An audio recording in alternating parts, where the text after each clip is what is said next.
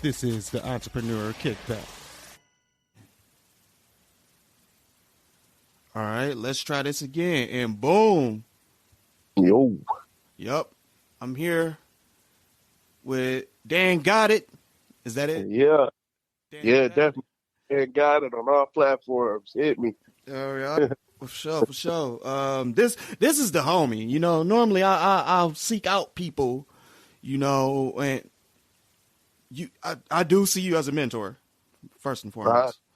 But secondly, usually when I approach people, I'm very professional. I'm yes sir, no sir. That's just how I talk. But with you, we kicked so much game back in the day when we grew up in Brightmo and even after that. And when I started this show, it took me a minute to even think about you. But for the audience, you know what I'm saying, can you give a brief introduction of yourself? All right. Well, I'm Big Dan. People know me as Dan Gotit. Basically, I'm a serial entrepreneur, basically how you like to put it. I have a tax service that I've been running for 5 years. I just recently started a trucking company. It's where I'm at 2 trucks and I'm going on my 3rd truck. I have multiple people who work for me and work with me on the trucks. And I'm kind of liking the trucking industry. It's going pretty well. And I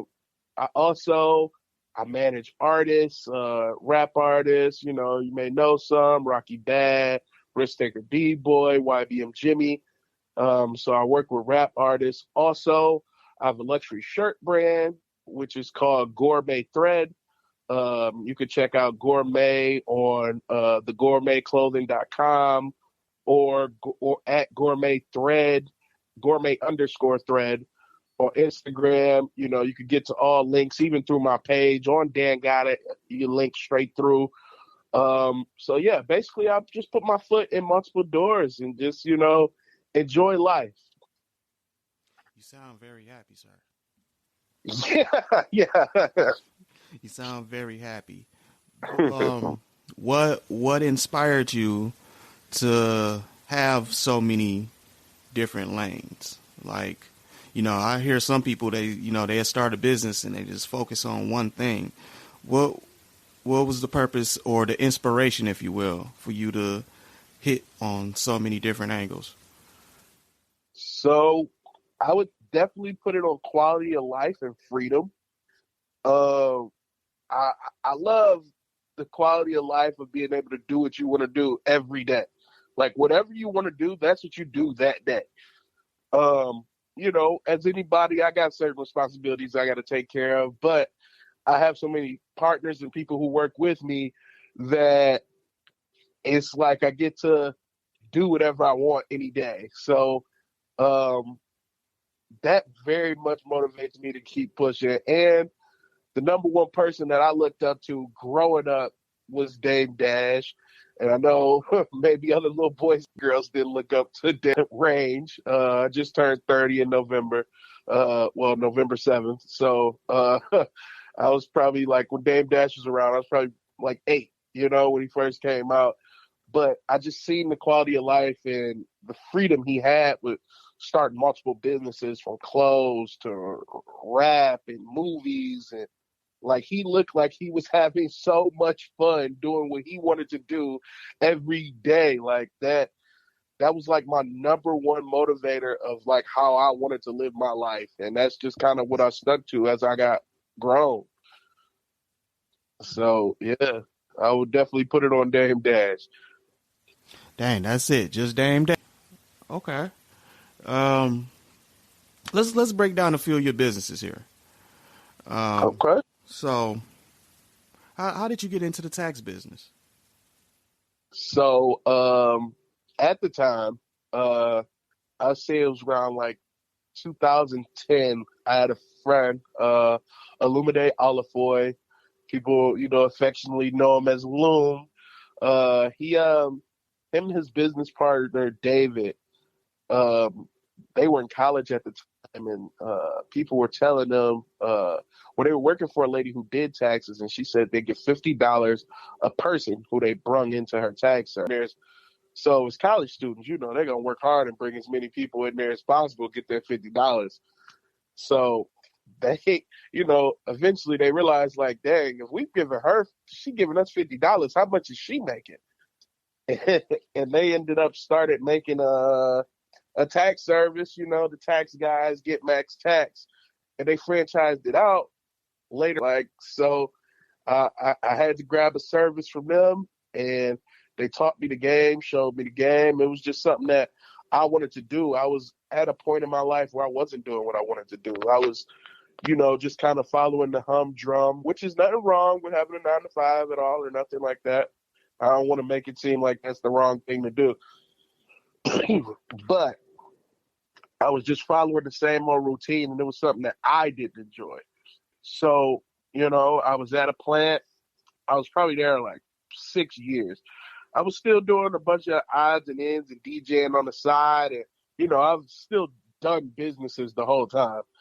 But it just was, this was the big one. See, my ears, if I was scared of diving or skydiving, I would chase the skydive, becoming a skydiving trainer, So that's just kind of what I'm into, chasing fear these days. Okay. Embracing uncertainty. Okay. Okay. Now, all right. Now, man, I'm trying to figure out you go from a tax service, but you also manage artists. Yeah, man, that kind of goes back to like the passion and the fun, like, because it's super fun to do music, like, and I love music, like I told you back in the day, I used to DJ. Before then, I was working in clubs, like, so it's just keeping that fun aspect of my life, like, because everything can't be boring.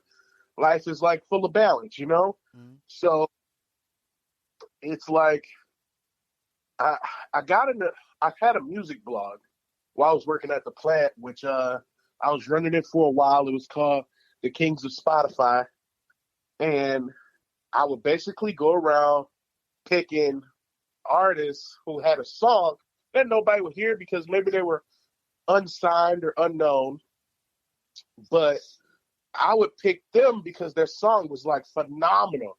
And I would just take their song, get their permission, and post it up on my blog, speak a little bit about them, hopefully to bring awareness to them and their brand. And as I was doing that, I stumbled across Risk Taker D-Boy. And I realized that he had this song out there that was doing like phenomenally well. It was called If You My Nigga. And it was him featuring FMBDZ at the time, and it was just doing major numbers, and the song was like pretty dope.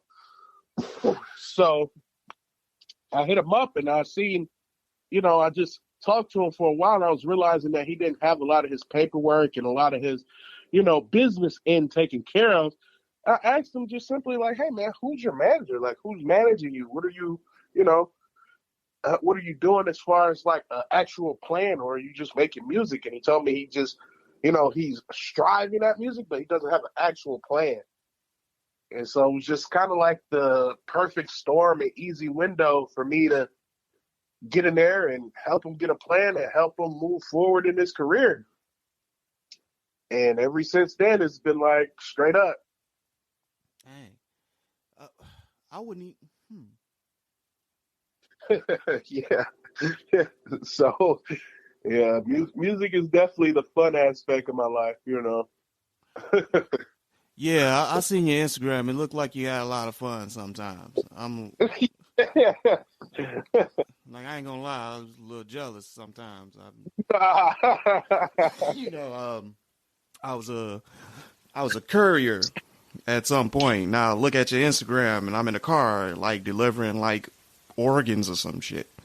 And sweet. It was interesting, really. But yeah. But I see you at a pool party popping champagne. I'm like, well, that looks like fun. Yeah, man, it gets wild, but At the same time, business got to get handled. You probably seen me that day popping champagne. I probably shot 3 videos that day, uploaded an album, did some back end paperwork with the US numbers and the tracking of the songs and everything. But it's just the parts you get to see and the parts you don't get to see. Everything's not fun, but some things are very fun. Yes, work-life balance. Okay. Let's help out some of the artists out here who may be listening. They may got their music together, but they back end ain't together. You got some advice for these people that's coming out? Yeah, definitely pick or do both. Get your Bmi or Ascap together. I'm a Bmi guy. It just is what it is. On Bmi, every time you're doing these shows or open mics, don't forget to go on there and list these performances because your performance is Bmi payable. If you list your performances on there, you can pick which songs you performed and how long your set was. You put it on there, and 3 months you got some money coming in. You may not be getting radio plays, but you may be doing a lot of open mics and shows and stuff. That is things you can get paid for. A lot of people miss that money, and it's like free money there waiting for you. And it's like you don't want to miss that money. That's huge money. I would say, along with paying for blogs to post your video on their YouTube, build your own YouTube too. You can build your own fan base as well as mix up some videos. Every video you have to blow yourself up doesn't have to go on other people's blog sites. Now, you do want to put some on other people's blog sites if you just starting out or don't have a lot of fans, but gradually you want to start your own YouTube, whether it's just your day-to-day or when you're in the studio or whatever content you want to put on there. You still want to build your own YouTube because that's going to be a powerful source to making money one day. So those are definitely the 2 gems that I feel like people don't know or forget about the most when they're, building their own brand. And they definitely rappers have to start looking at themselves as a product, as a brand. Like, if you don't feel like you're a product or a brand or you're not selling something, if you don't have like a calling card or something isn't just you, like if I can't look at a style of shirt or something and just be like, oh yeah, that's something he would have, then like that's a problem. Like, you need to be something. Like, just how Doug had the same t-shirt and pants for every day, like that's pretty much where you need to be at. Okay, so all right, never thought about it that way. Like, the individual is the product itself. You got packaging. Absolutely. You got labeling. Okay. Hold on, real quick. You said Bmi and Ascap. Yep, Bmi and Ascap. What are those exactly? So those are basically your publishing. It's your publishing money. So those are publishing companies, and they'll basically count how many times your song was played on the radio and pay you for it. Okay. Yeah. Okay. So to translate this, so it's sort of like your barcode for your book, if you will. This your barcode as an artist. Absolutely. Absolutely. But that also applies to not only if your stuff is getting played on the radio, it applies if you're performing. Absolutely. Because so everybody knows about TuneCore and DistroKid, and those are distribution companies, and those handle basically your online sales. But it's other publishing companies like Bmi, ASCAP that does your performance and your radio rights. Dang, so you can if you're a musician, you can come out multiple streams swinging. Yeah, no, you clean it up. Like it's so many ways to clean up that is like that's why you want to build a real fan base. That's why you never want to pay for followers. That's why you never want to pay for views, because that messes up your algorithm on whatever you're paying for, and real people won't ever see your stuff because your algorithm is messed up. So you want to build a real fan base. No matter how fast or slow it's coming, you want to build a real fan base, because you can sell things to real people. You can't sell things to fake people. Yeah. So that's like, and with those multiple ways to make money, you got to be getting, real people to pay for the stuff. So, and yeah, you gotta, yeah, okay, wow. So, how many artists you got now? Right now, I'd say I have about 5. Okay. Yeah, I have about 5. They range from singing to rapping, and managing has been fun, but I think I'm ready to switch over to executive producing. I think I have the money to start executive producing now. And by executive producing, I just mean paying for the artists I want to see get on tracks. Like I want Stevie Wonder and Gucci Mane on the track. Like I could pay them both whatever their feature price is to get on the track. Like that's where I'm moving with music next. Like I feel like that's gonna be my next fun. Okay. See, I didn't know that about an executive producer. So yeah, like, that's you money just, bag. You just a money man. It's like, okay, I want to hear these 2 people together. Bam. Yeah, but you own the rights to the song. However well the song does, that's how well you do. Okay. Okay. Let's tap. Okay, this is it. Okay, now I'm intrigued. Now that you say that, then anybody can be an executive producer if you take the proper steps. Anybody can be DJ Khaled. DJ Khaled was just the first person to be DJ Khaled. Okay. All right. That's all Khaled does. Okay. So now I'm DJ P. Patton.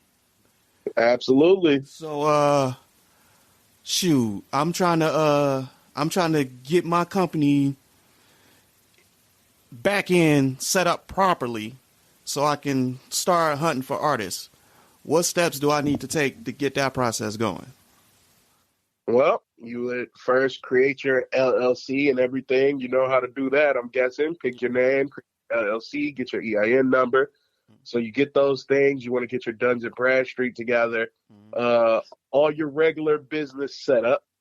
After you do your regular business setup, assuming you know how to do that, which I'm sure you've done a show on that, or got that coming up, or you could go to YouTube and look at regular business setup. We're just assuming you know that. So after regular business setup, then you would need a distributor, like I was saying, TuneCore or DistroKid. After you have a distributor, then you need a publishing company. Then you would choose one of the Bmi or Ascaps or both.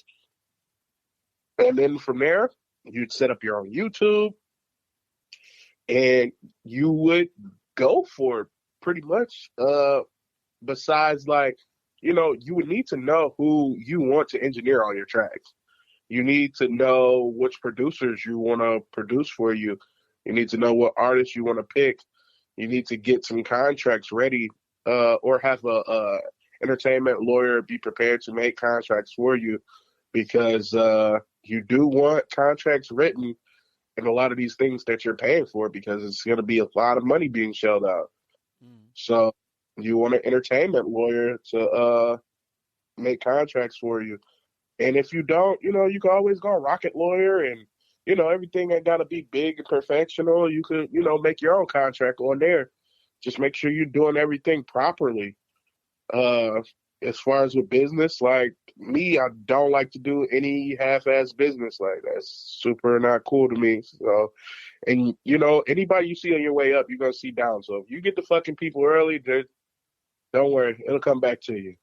So, you always just want to do good business. Yeah.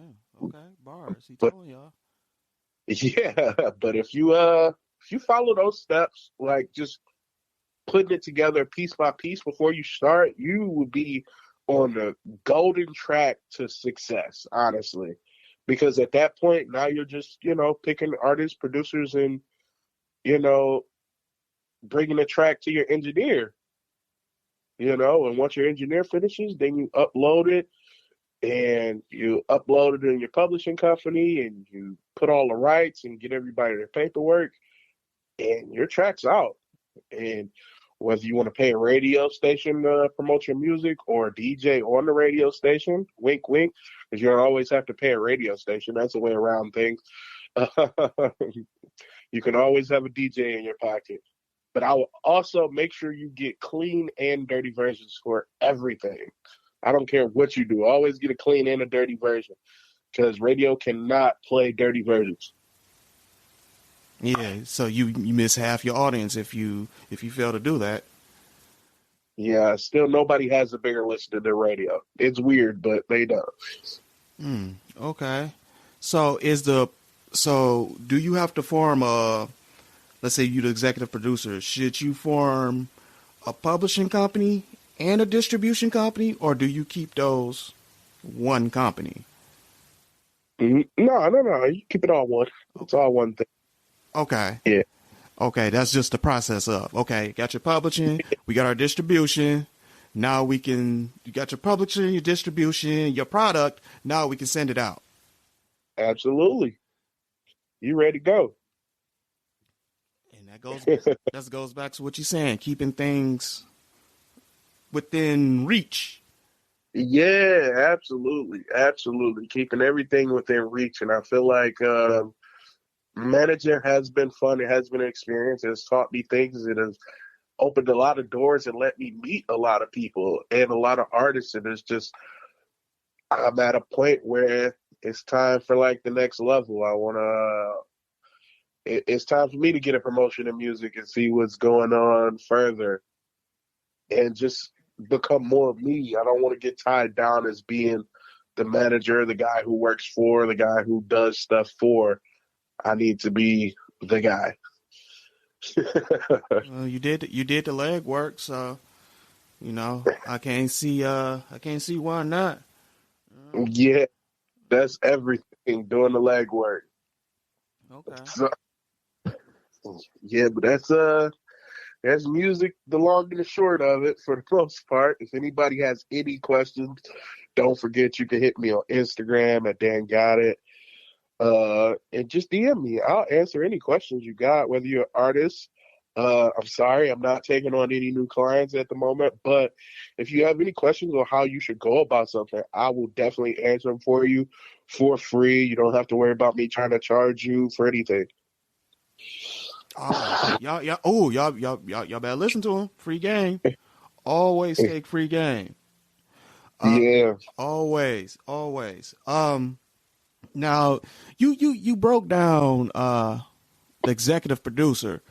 What's the difference as opposed to being a manager? So, what a manager is, you're basically coming up with a business plan to grow a brand. And you are literally that. You're a manager of a business. And you could see it as a person, but that's probably where most managers fail at, because it's a business. So you need to be asking queries for your business. Hey, I want to work with your business. I want to feature you need to be finding other artists and know your industry well enough to know how to innovate. If you see, it's been a trend of, charity work happening on the camera, you need to know that's probably where you need to take your business, because all the other businesses are going that direction. Mm. You need to know if businesses are no longer, like say the baby. The baby had a problem, on stage with the things he said, which wasn't, that was, to your preference or how you felt about it. But it was a trend in which businesses were showing their disapproval of him, and it was a lot of businesses that didn't have problems, that didn't even have to say anything, but they said something anyway because that's just the trend in which businesses were going to. Now, if you replace the word business with people, it's the same thing, but it makes more sense when you put business there because businesses trend to do different things. Same with stocks, same with everything. Everything runs in trends. Okay. So, yeah, you basically you're running your business. Okay, you gave me a reason to pay attention to music now, because normally, you know, I get on my calls. You know, I do my interviews. I do my webinars or whatever you know. Yeah, Just fine tuning this entrepreneurial sword, and just getting it sharp. And sometimes I shut down when people bring up certain topics. It's like, oh, you heard the baby debacle. Like, the baby debacle? What? yeah. I don't have time for that, sir. You know what I'm saying? That man is fine. He has nothing to do with me. However, by me even expressing that solidifies the trend. Absolutely. I mean, a good thing you're not in that business, I guess, because, you know, people have things to say about you too, or, you know, you be labeled, you know, oh, you must be like Boosie, or you like, you know what I'm saying? It's like, you can't even not have an opinion about something and that be, because that's going to be your opinion. Like, so you got to choose, or you have to stay real quiet. Huh. Now that's interesting. You said you gotta choose or stay quiet. Absolutely. Damn, don't no matter. Damned if you do, damned if you don't. Absolutely. Yeah. I mean, you know, it's something, if a company like does something and you're affiliated with that company, if that company does bad business and you're affiliated with that company in any industry, they're going to look at you sideways too. They're not going to be like, oh, no, he's okay. No, why are you doing business with a company, you know, owner who has a hard drive full of kids or something like that, you know? Like, you're going to have to distance yourself just like you would in any other business. It doesn't change just because it's rap. Okay. Nothing changes from the corporate side to, you know, rap, because rap is very corporate. Rap is the new pop music. Yeah, I agree with that 100%. That's so if you're not running your business as a manager, if you're not running your business like a business, your person like a business, you're failing. Take that in, y'all. How much did you make quarterly? How much did you make yearly? What are your, you know, your expenditures versus what's coming in? What's your 5-year plan? What's your 1-year plan? What are your plans to innovate in the next year? What are your plans to stay relevant in the next 5 years? Businesses have business cycles where they're popular, they're not popular, they're out of style, they're back in style. How are you going to manipulate the product cycle to keep your product alive? These are all real questions, and you answer those questions with the product that you have, you'll do great. Oh, see, you making me want to look at maybe produce a few songs or two. You know what I'm saying? I don't need an artist. I don't need an artist, you know, but I can, you know, if you get a good song or album, you know, shoot, run with it. And that's kind of why I wanted to, you know, go into the executive producer lane, because once I don't have a brand, once my brand is just hits, my brand is hits. My brand isn't rap. My brand isn't singing. My brand isn't, you know, like Khaled. His brand is hits. Like, you know, when Khaled produces something or he makes something, another one, another hit, another hit, another hit. His brand is hits. When you think DJ Khaled, you don't think nothing but hits. Mm-hmm. So if your brand is hits, then that's all you get to make. You don't have to make, you know, filler songs or complete a perfect album. You could drop 3 hits in one album and just, that's what it is. Listen, I dropped nothing but perfect songs. That's it. That's where I'm at. Dang, that's dope. That's dope. Well, hold on. While we on hits, what hits could people listen to now? Say, what hits can people listen to now? That's a great one. Your hits. That's a Your question. Hits. My hits? Your hits. We don't care about nobody else's hits. Your hits. Wow. Okay. So my hits, I would say, let me see. I would check out YBM Jimmy, Worth It. Okay. Yeah. I would check out YBM Jimmy, Worth It. I would check out Gotit by Rocky Bad. I would still even go back and check out If You My Nigga by Risk Taker D-Boy. Okay, that's 3. All right, bet. Yeah. No, we got to put you out here for everybody to hear, because you said do good business. You go back, you YouTube these songs, y'all listen to these songs, and then y'all see what the product is. And absolutely. And we on YouTube is multiple products. You got the person, you got the video, you got the stream, all this stuff, the lyrics. You know, all of these is dang. Oh my God, you fucking me up, man. Fucking me up as my wheels turn. Yeah. my wheels is turning. Like a lot of times my wife is explaining to me. She explained something to me. She look at me. She be like, "Your wheels is turning, ain't they?" I was like, "Yeah." Like, you just got this look on your face. But this is audio only, so can't nobody see my face. They could just kind of just hear me thinking. Man, anybody can do it. This is the age of where anybody can do it. Homegrown is where it's at. Nobody cares about labels anymore. Labels have money to trick you out of your dream and out of you keep putting in that legwork. And if you're tired of putting in that legwork, you go right ahead. You better take that label money if that's what you want to do. But I'm a legwork guy. If I get a hit, I want all that money. I don't want to be giving 20% up to a label. I don't want to give 50% or 80% to a label. So that's where I'm at. Okay. Shit. Bars. Literally. Yeah. But okay. See, dang, this happened by accident, y'all. I forgot you were in the music. I really did. I really did.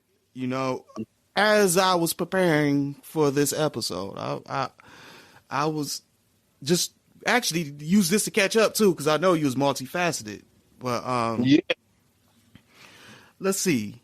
Now you said this led you into trucking too. Yeah. So with me wanting to be able to put more capital up to becoming an executive producer and producing more things, like that's just me. That's just under my name. I needed more capital. So I had to create another business to produce more capital and produce a lot of it quickly. And that's what led me into trucking.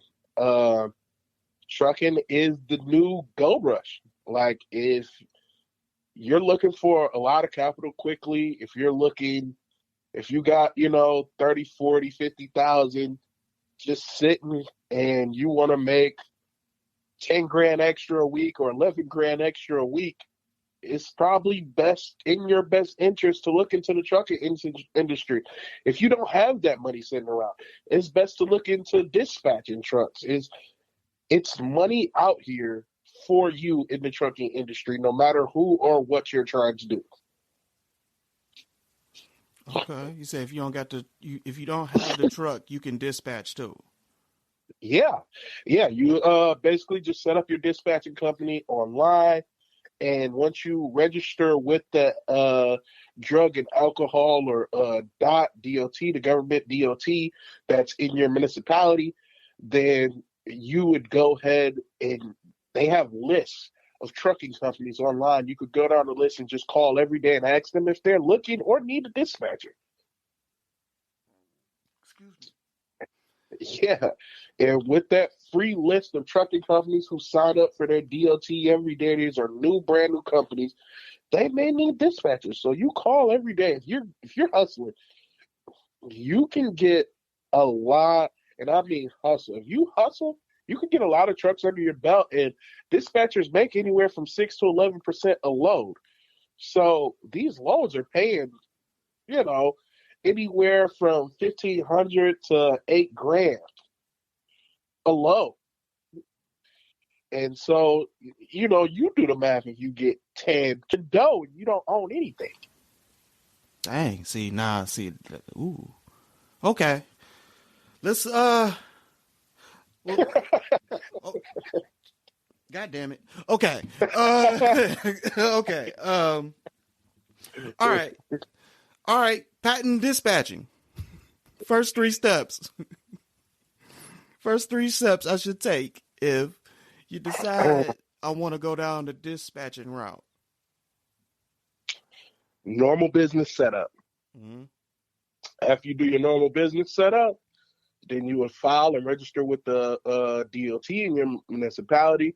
You register with the FMCSA within your municipality, which is like the drug and alcohol. Okay, boom. I just hit record again. Been having technical difficulties. We've been running a lot of interviews, Patent House Studios. But we were breaking down the becoming a dispatcher in the trucking industry. Yeah. Okay. Someone says, "Hey, that's pretty cool. I want to do that." Let's what's the first things you need to do in order to achieve that goal? You go ahead and you do your business setup as always. Mm-hmm. And then after your business setup, you can go and fill out your DOT, and then you would go ahead and get you a load board. So load board is where all the basically all the routes and all the things are coming from. So that would be the DAT board. And you can sign up for the highest package of DAT board, because that would probably allow you to know where the best loads are coming from, who are the highest paying loads and everything like that. And you would be a better asset to your truck drivers, because that's like kind of the main load board. But there's a lot of other load boards that are out there too that you can sign up with too, just so you can have multiple load boards, so you can be a bigger weapon and an asset. With these load boards, you also can contact brokers, load brokers, and those are the people who create these loads and put them onto that board. If you build relationship with enough brokers, then they may call you first before they even put them on the load board and see if you got any trucks available to take care of it. Okay. Yeah. So after you do that, you also want to register with the FMCA, the Drug and Alcohol Administration, for basically truck driving. And, you can go back on the DOT government website where they have the new registry list, and you just every day print off that list and call all the new people registering for the DOT and ask them if they need any dispatching done. And that list is pretty much infinite. I remember when I signed up for my DOT, I probably got calls for, 3 months prior, still get some here and there, about, hey, do I need this or do I need that? Just because people are really grinding these lists. People are going hard trying to see if anybody needs their help. It's a lot of dispatching companies. People know it's free. It's pretty much virtually a free business to start that can make you thousands of dollars very quickly. So people are hopping in the game. Like, it's a gold rush. Trucking industry is a gold rush right now. I can't say that enough. Okay. I know now. I have a little experience in the trucking industry, or dealing with the trucking industry. Yeah. I used to work for a subcontractor for rail yards, and they delivered ocean containers. Yeah. Are these the containers are you pulling, or is this something else that you're doing? Well, see, me with my company, we're just, we're dispatching ourselves. We don't have a dispatcher. It works out better that way because I know how to dispatch. So we dispatch our own loads and we go pick up our own loads. But we're doing anything. We've even done recycled plastics to coal that goes, to water plants that, activated charcoal. I'm sorry, I shouldn't say coal. Activated charcoal that goes to water companies to filtrate the water for making it better drinking water. And, we deliver a little any and everything, to be honest. Okay. So if it need to be moved, we gonna move it. Absolutely. And, pretty much right now, it's a lot of high paying stuff coming and going towards Texas right now because actually all the ships are stuck at the port right there, and they're trying to get all that mess cleaned up at all the ports. It's kind of current news if you guys want to look at it. At going to news, it's a lot of ships just being stuck at all these ports because of government holdups and paperwork and red tape. So it's a lot of the trucking industry is about to go pretty crazy in the next few months as they start to get these ships unloaded. Tax time is coming up, y'all. Yeah, and Christmas is coming up, and people are needing these products so they could get them sold for Christmas. And it's going to be a lot of shortages, and it's going to be a lot of expedited loads that are going to need to pay higher to get them moved quicker. Hey, all right. Well, dang. Okay. Well, that's one of the bigger opportunities I've heard in a minute. As far as barrier of entry, like for $30,000 or get you a truck, or if you can't get the truck, basic business setup, and a few procedures here and there. You got a company going, and you have the opportunity to make, like you said, thousands a week. Yeah, it's pretty infinite. It all comes down to your grind, like what you want to do. So it's like, you grind for whatever you want to make and work as hard as you want to work to make as more. You kill what you eat. So if you're killing a lot, you're going to be full. Yeah, you're right. Okay. So I don't want to make anything seem like it's easy to do because it's all about what you kill. And if you're not killing, then, no matter what. Yeah. Yeah. Everybody's not going to say no. Yes, you're going to hear no probably 200-300 times a day trying to become a dispatcher before you even hear maybe. So, this is not easy, but if you're grinding, you can win really well. Hey, and I think I'll take 203 no's than a 60-hour work week with an hour communion. Travel time. However you got to travel. Sounds like a fair balance to me.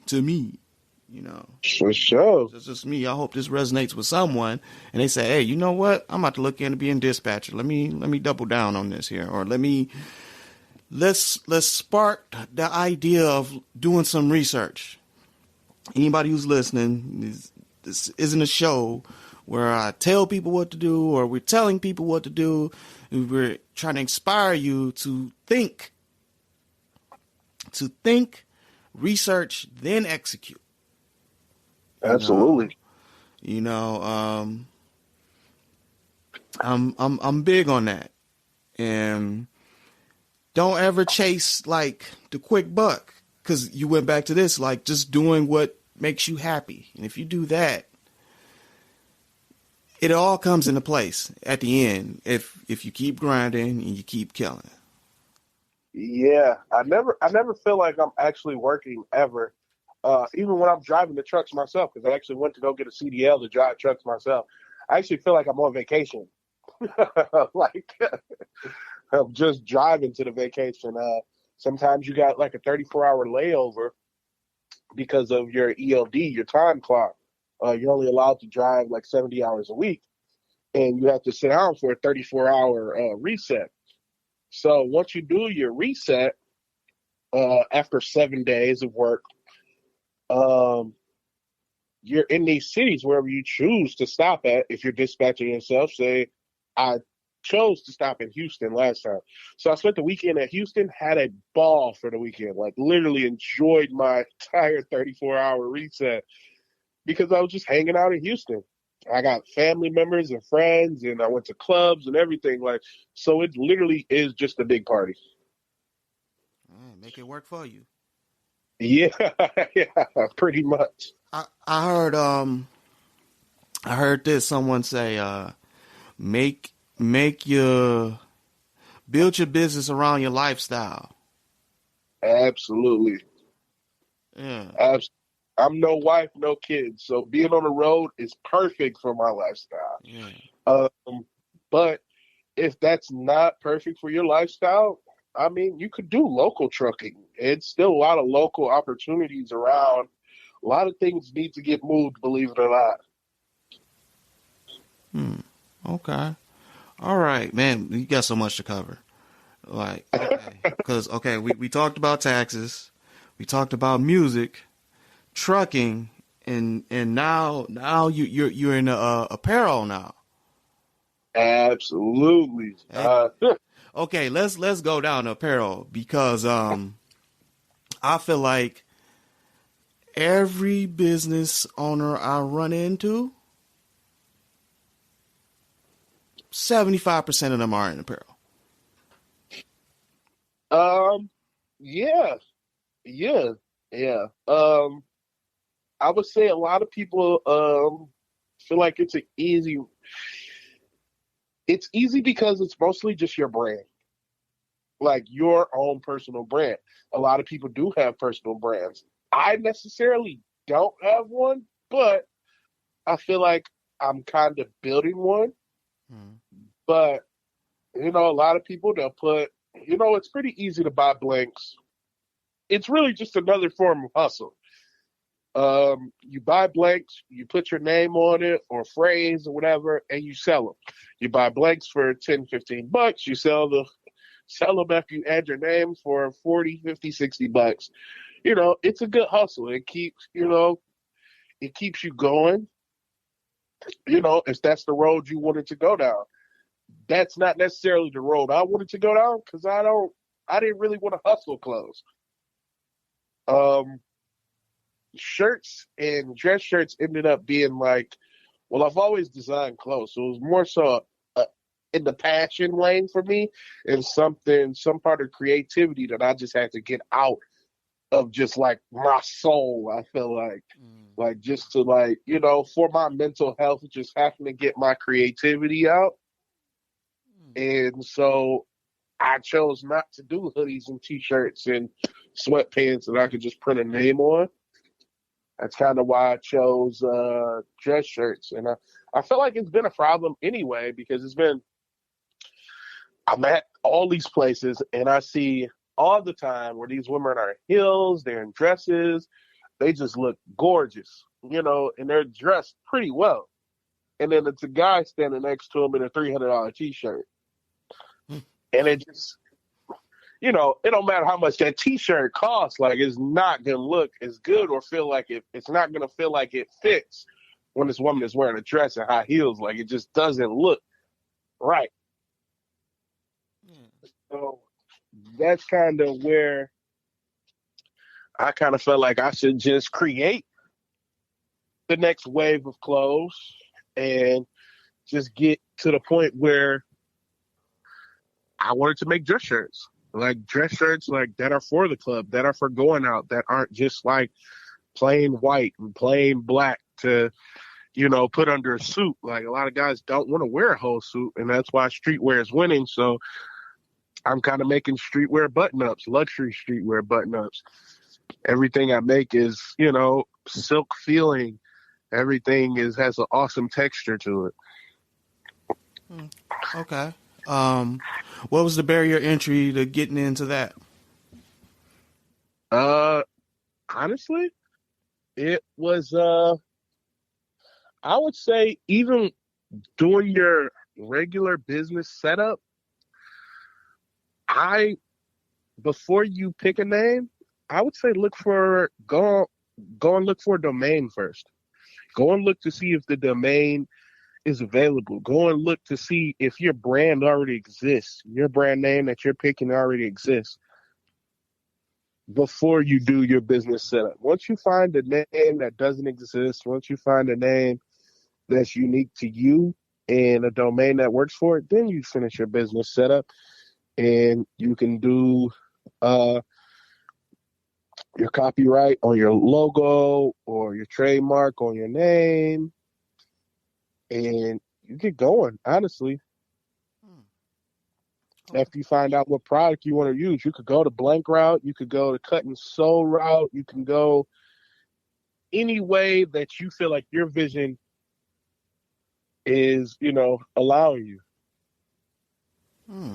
Okay.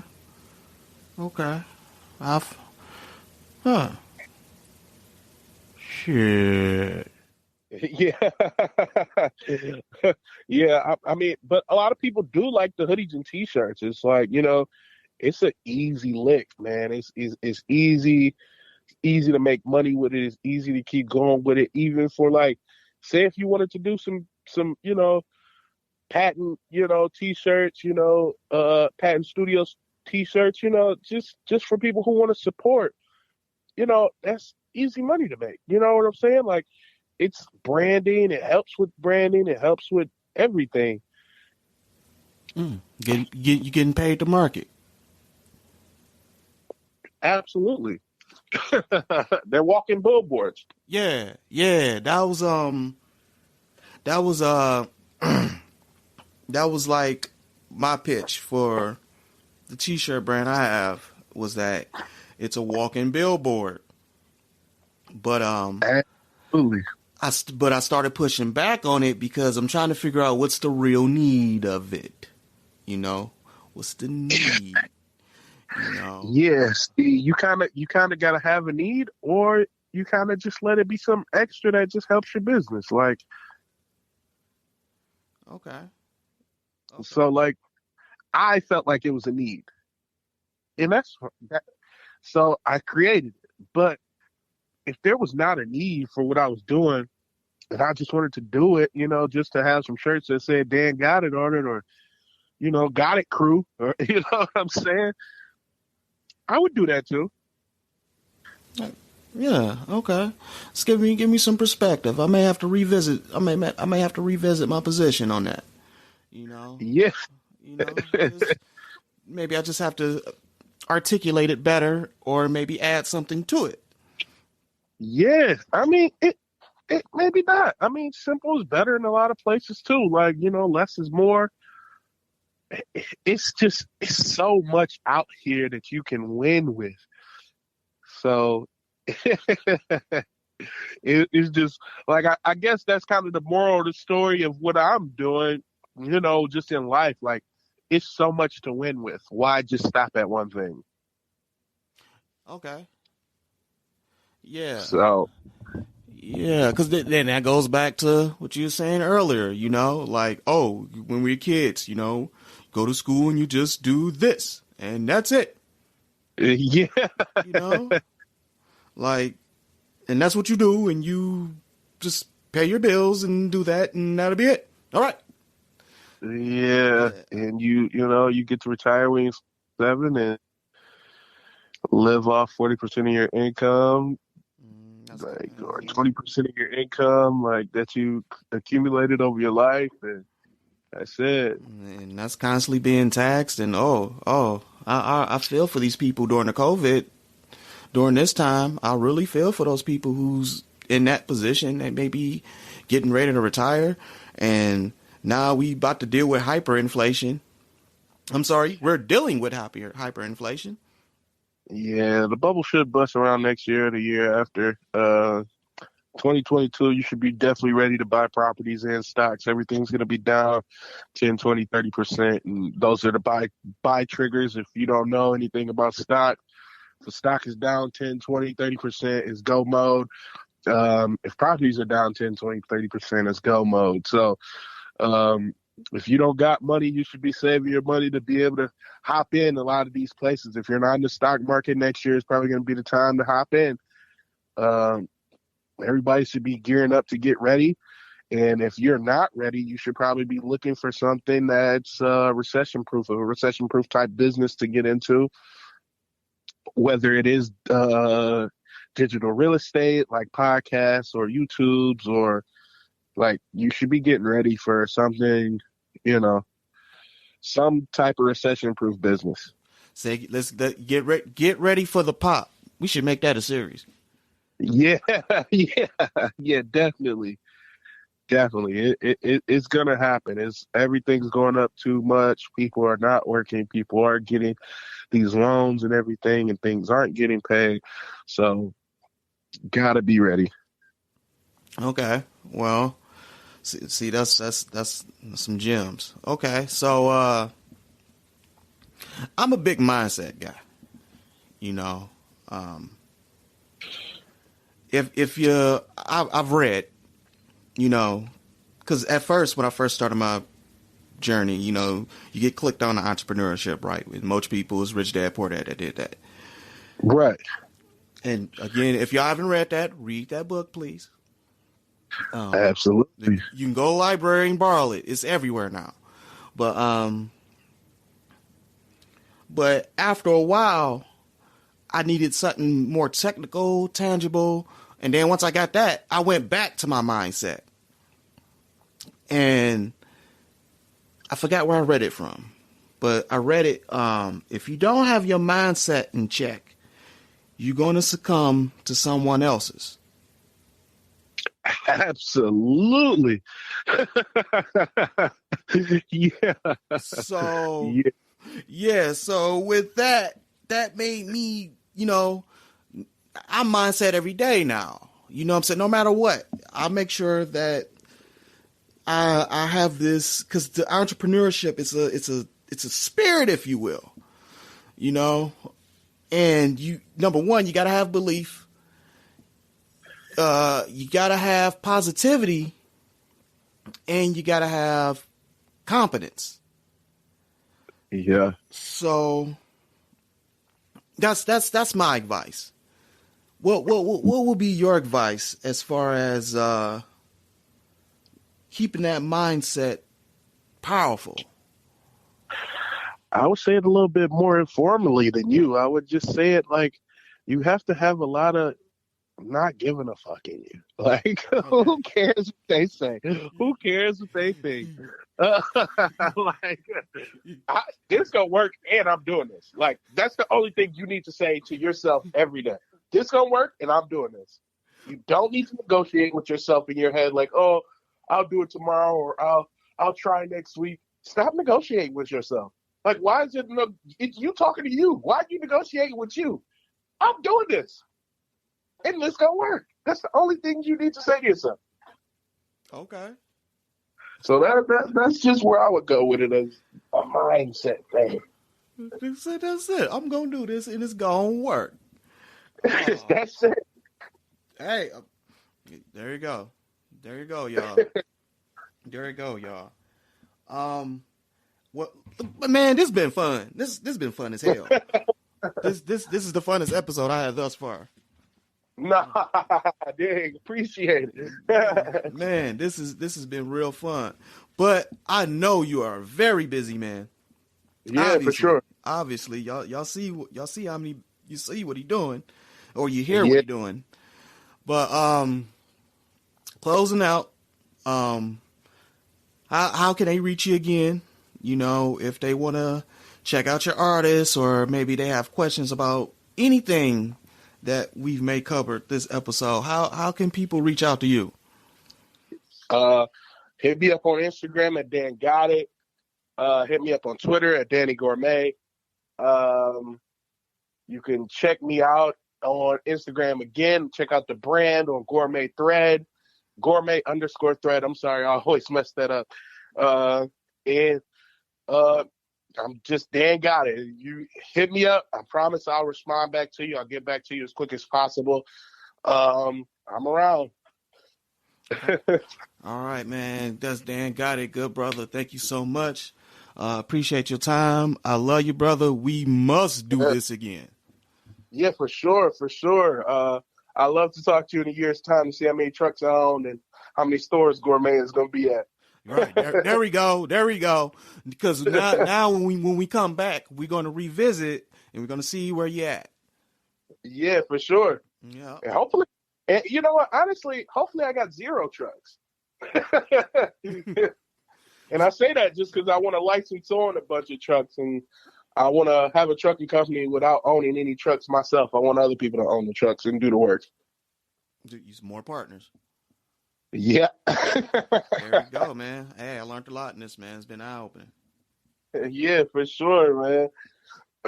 Well, yeah. Thank you for having me. I appreciate it. This was definitely an honor. Super fun. I'll talk to you later, I guess. All right, man. I'll be in touch. All right. All right.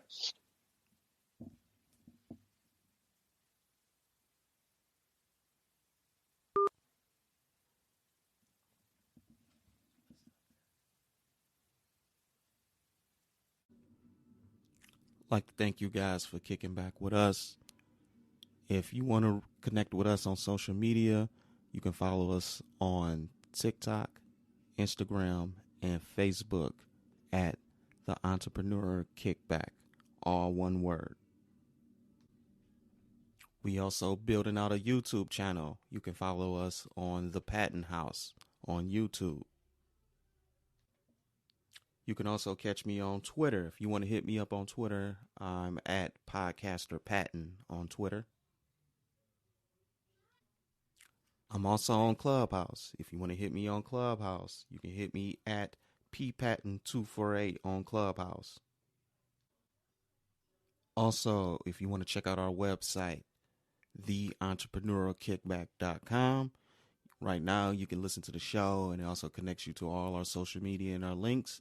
And you can listen to us on the website and all podcasting platforms. I'd like to thank you guys.